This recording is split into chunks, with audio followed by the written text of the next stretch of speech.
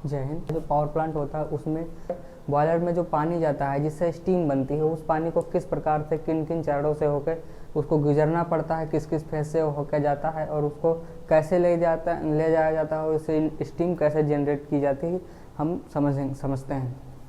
देखिए, सबसे पहले हम किसी भी पावर प्लांट को एक ऐसी जगह पर बनाते हैं जहाँ पर हमें पानी की उपलब्धता अच्छे से हो, जहाँ पर हमें अच्छे से पानी मिल सके, वहाँ पर हम किसी भी पावर प्लांट को बनाएंगे। क्योंकि हमें जब सबसे ज़्यादा इसकी ज़रूरत होती है इसमें पानी की, जब हमें पानी ही नहीं मिलेगा तो हम उससे एनर्जी कैसे जनरेट करेंगे। तो सबसे पहले हम एक मान लीजिए नदी के किनारे हमने पावर प्लांट को रखा है, वहाँ पर हमने पावर प्लांट को बना दिया। अब जब हम उससे पानी लेंगे तो हम उसको एक नदी की सहायता से लेंगे या तो हम किसी झील से लें। मतलब कि पावर प्लांट को इस जगह पे बनाना चाहिए या बनाया जाता है जहाँ पर हमें पानी की उपलब्धता बहुत ज़्यादा हो और वहाँ पर पानी की कोई कमी ना हो। तो यहाँ पर हम नदी के किनारे एक पावर प्लांट को बना दिया है मान लेते हैं, और वहाँ से हमने पानी को उठा लिया है। अब यह पानी जाता है कहाँ पे? सबसे पहले पानी उठाया गया नदी से, पानी नदी से उठने के बाद ये जाता है कोल्ड स्टोरेज में। अब देखिए, जब कोल्ड स्टोरेज में ये पानी जाता है तो कोल्ड स्टोरेज में क्या जाता है, ये पानी जो होता है वो उसको एक नॉर्मल टेम्परेचर पे लेके आया जाता है इस कोल्ड स्टोरेज में। कोल्ड स्टोरेज में पानी को पहले रिफ़ाइन किया जाता है और रिफ़ाइन करने के बाद उसको एक नियत सीमा तक उसको ठंडा किया जाता है, उसका टेम्परेचर मेंटेन किया जाता है। इसका टेम्परेचर मेंटेन करने के बाद इसको एक पंप के थ्रू, देखे होंगे आप कोल्ड स्टोरेज जहाँ पर आलू की स्टोर रहते हैं और जैसे इन सब फलों को स्टोर किया जाता है, वहाँ पर कोल्ड स्टोरेज बनाए जाते हैं। तो कोल्ड स्टोरेज में क्या होता है कि एक बहुत बड़ा स्ट्रक्चर बना रहता है और उसमें ऊपर से पानी गिराया जाता है। यहाँ से ऊपर से पानी गिराया जाता है ड्रॉपलेट के फॉर्म में। जब पानी ऊपर से गिराया जाता है तो जब पानी ऊपर से मान लीजिए ड्रॉपलेट के बूंद बूंद करके पानी गिर रहा है, तो वहाँ से जब पानी गिरेगा तो उसके बीच में डिफरेंट टाइप की हवा गुजरेगी। कहीं इधर से हवा गुजरेगी, कहीं इधर से हवा गुजरेगी, कहीं आपस में ऐसे गुजरेगी। तो वहाँ से डिफरेंट लेयर ऑफ एयर गुजरती है। जब यहाँ पर डिफरेंट लेयर ऑफ एयर गुजरती है तो यहाँ पर यह पानी जो होता है ये ठंडा हो जाता है। अगर आप प्रैक्टिकल करना चाहें तो आप किसी भी शावर से जब आप पानी गिराते हैं तो आपको शावर का पानी ठंडा महसूस होता है, और जब आप बाल्टी से नहाते हैं तो जब बाल्टी का आप पानी लेंगे और ऊपर डालेंगे तो आपको हल्का सा गर्म लगेगा, या वो जिस टेम्परेचर में रहेगा वो वैसा मिलेगा। लेकिन जब आप वही पानी शावर से गिराते हैं ऊपर अपने ऊपर, तो वो पानी जो रहता है वो हल्का सा ठंडा महसूस होता है। उसका मेन कारण यही है कि वहाँ पर different type of layer air की गुजरती हैं। कोल्ड स्टोरेज में जब पानी एक नियत टेम्परेचर तक ठंडा हो जाता है उसके बाद इसको भेज दिया जाता है पंप के थ्रू कंडेंसर में।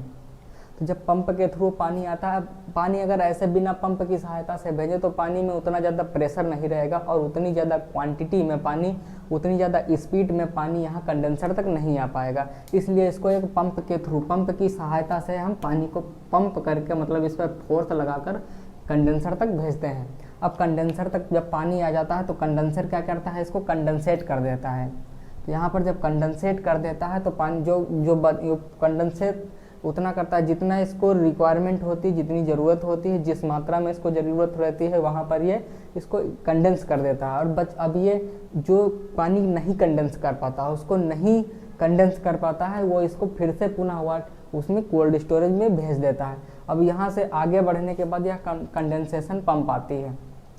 कंडेंसेशन पंप का काम रहता है कि जो पानी कंडेंस किया रहता है कंडेंसर द्वारा उसको कंडेंस कर दिया जाता है, उसको जितनी रिक्वायरमेंट रहती है, जो भी रहता है उसमें जो ज़रूरत रहती है उसको कर दिया जाता है। उसके बाद ये वो भेज देता है कंडेंसेशन पंप में। अब कंडेंसेशन पंप क्या करती है, जो पानी कंडेंस हुआ रहता है उसको ये बहुत ही फोर्स के साथ, बहुत ही ज़्यादा फोर्स के साथ ये भेज देती है कहाँ, लो प्रेशर हीटर में।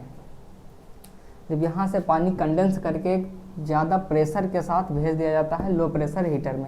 यहाँ पर पानी को एक नियत प्रेशर में, एक बहुत ही कम प्रेशर में यहाँ पर हीट किया जाता है।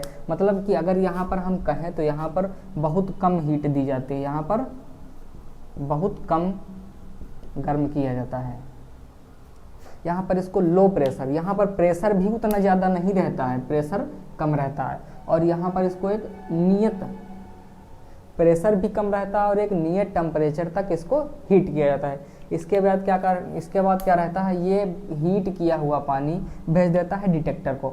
अब भैया जब ये डिटेक्टर लो प्रेशर पे हीट किया गया है पानी, अब यहाँ पर इसमें हीट किया, अब यहाँ पर ये डिटेक्टर में भेज देता है। डिटेक्टर का काम रहता है कि इसको डिटेक्ट करे इसमें कौन सी अशुद्धियाँ हैं, क्या है, कुछ क्या है, इसके मतलब कि यहाँ पर जो ज़रूरत की सामान है उसको, और जो बिना ज़रूरत की सामान है सीधी भाषा में कहें तो उसको ये डिटेक्ट करता है। मतलब कि जो उपयोगी रहता है उसको अलग करता है, अनुपयोगी रहता है उसको अलग कर देता है। यहाँ पर डिटेक्ट कर देता है ये पानी की क्या चाहिए हमको, क्या नहीं चाहिए। इसके बाद ये फीड वाटर पंप में भेजता है।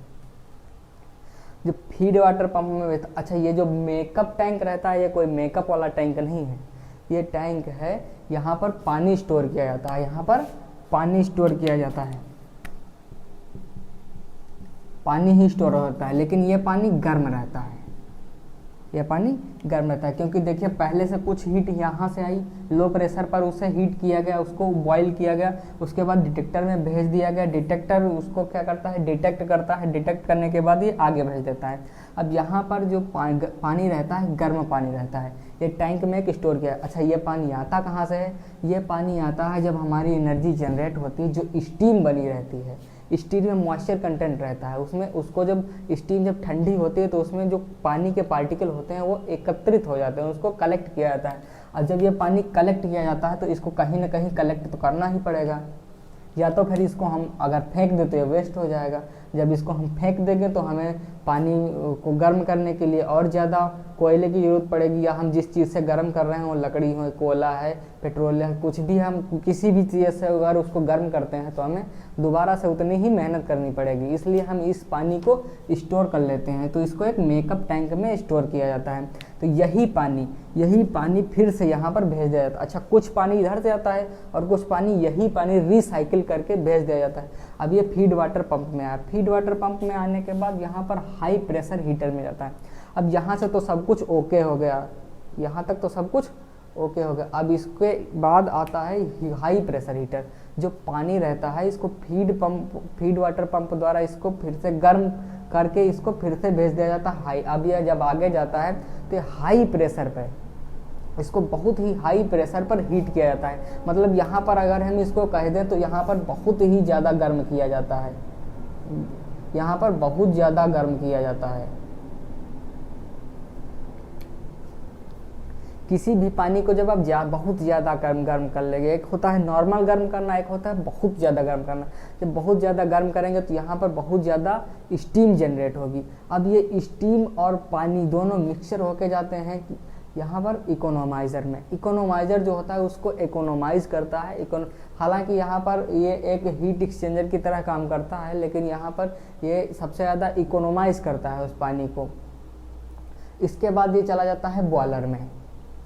यहाँ पर तो हाई प्रेशर हीटर होता है, यहाँ पर बहुत ज़्यादा गर्म किया गया, यहाँ पर कम गर्म किया गया, कम प्रेशर पर और कम गर्म किया गया। इसके बाद फिर ये यहाँ पर आया तो इसको हाई प्रेशर पर, बहुत ज़्यादा प्रेशर रहता है। ये फीड वाटर पंप द्वारा पंप चाहे जो हो वो प्रेशर का ही काम करती है, वहाँ पर प्रेशर ही जनरेट होगा। जब ये प्रेशर हाई ज़्यादा प्रेशर होता है, बहुत ज़्यादा प्रेशर होता है, इसको गर्म करके इकोनोमाइज़र में भेज दिया जाता है, और इकोनोमाइज़र जो होता है इसको बॉयलर में भेज दिया जाता है। मेन काम यहीं पे होता है बॉयलर में ही। बॉयलर मतलब कि यहाँ पर होता है कि आग इसके नीचे जलाई जाती है। हालांकि हीटर यहाँ पर भी लगे रहते हैं, इनको भी हीट किया जाता है, लेकिन यहाँ पर बहुत ज़्यादा मात्रा में आग जलाई जाती है। तो यहाँ पर क्या होता है, सुपर हीट हो जाता है पानी। जो होता है यहाँ पर बहुत ज़्यादा गर्म हो, इससे भी ज़्यादा गर्म हुआ, यहाँ पर बहुत ज़्यादा पानी गर्म हो जाता है, जिससे बहुत ज़्यादा मात्रा में स्टीम बनती है।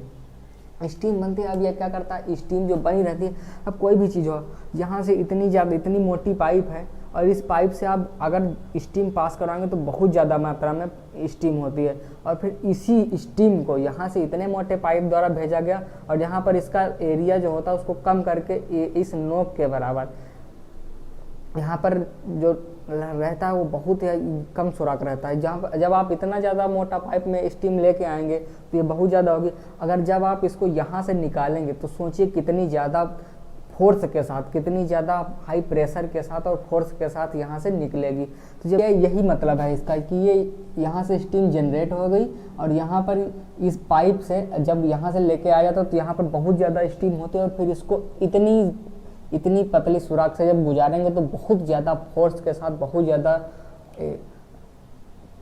हाई प्रेशर के साथ यहाँ पर निकलती है। तो ये स्टीम टरबाइन यहाँ पर ही यहाँ पर ही टरबाइन लगी रहती है, टरबाइन लगी रहती है उसके, ये लगी टरबाइन है ये। और यहाँ पर जब आप ये रहा, और जब यहाँ से आप स्टीम गुजारेंगे तो ये ऑटोमेटिक ही रोटेट करेगी और ये इतनी ज़्यादा मात्रा में, इतनी ज़्यादा हाई स्पीड के साथ रोटेट करती है कि यहाँ पर बहुत ज़्यादा मात्रा में बिजली को जनरेशन होता है, यहाँ पर एनर्जी का जनरेशन होता है। तो यहाँ पर हमको इलेक्ट्रिसिटी जनरेट होगी किसकी सहायता से, स्टीम की सहायता से और स्टीम टरबाइन द्वारा। जो स्टीम टरबाइन रहती है, स्टीम टरबाइन का मतलब यही होता है कि टरबाइन को स्टीम के द्वारा, भाप के द्वारा ही उसको रोटेट कराया जाए, यही स्टीम टरबाइन का मतलब होता है। जो पहले स्टीम इंजन आते थे वो भी स्टीम से ही चलते थे, स्टीम, उनमें पानी को बॉयल किया जाता था, वहाँ भी स्टीम का जनरेशन होता था, तब जाके उससे इंजन को चलाया जाता था। तो यहाँ पर भी उसका यही मतलब है कि स्टीम द्वारा हम टरबाइन को रोटेट करवाएं और रोटेट करवाने के बाद हम उसे इलेक्ट्रिसिटी पैदा करें, यहाँ पर एनर्जी का जनरेशन हो। अब ये बल्ब लगा है, जब यहाँ से एनर्जी का जनरेशन हो जाता है, एनर्जी जनरेट हो जाती है, बिजली बन जाती है, तब यहाँ पर हमको सप्लाई की जाती है जिससे हम अपना बल्ब को जलाते हैं। यहाँ से इलेक्ट्रिसिटी मिलती है, यहीं से ही हम गाँवों को सप्लाई करते हैं, यहाँ से सप्लाई की जाती है। अच्छा, जब ये पानी द्वारा, पानी ही रहता है स्टीम में, जब ये पानी बहुत ज़्यादा गर्म होता है तो स्टीम में रहता है और फिर यही जब स्टीम टरबाइन रोटेट करवा दी जाती है और यहाँ पर जो पानी होता है इसको कलेक्ट करके ये ठंडा हो जाता है, इसको एक पाइप के थ्रू इस टैंक में ले आके जोड़ दिया जाता है। यहाँ पर एक पाइप के द्वारा इसको जोड़ दिया जाता है, हमने यहाँ से जोड़ा है, मतलब कि स्टीम टरबाइन को यहाँ से रोटेट करवाया गया और इसको हमने यहाँ की ना जोड़ के, यहाँ पे ये पूरा प्रोसेस एक ही है, ये प्रोसेस इतना एक ही में आता है, लेकिन हमने इसको यहाँ पर अलग कर दिया था। तो जो प्रोसेस है एक ही में है। तो यहाँ से हम जो पानी को होता है इसको गर्म स्टीम को ले आके इस मेकअप वाटर टैंक में कलेक्ट कर लिया जाता है। जो स्टीम रहती है वो इसमें आ जाती है और वो धीरे धीरे करके ठंडी होती रहती है। अभी इतना ज़्यादा भी ठंडी नहीं होती है, बस इतना ठंडी होती है कि उसकी जो स्टीम रहती है, जो इसकी स्टीम रहती है वो धीरे धीरे वाटर में कन्वर्ट हो जाती है।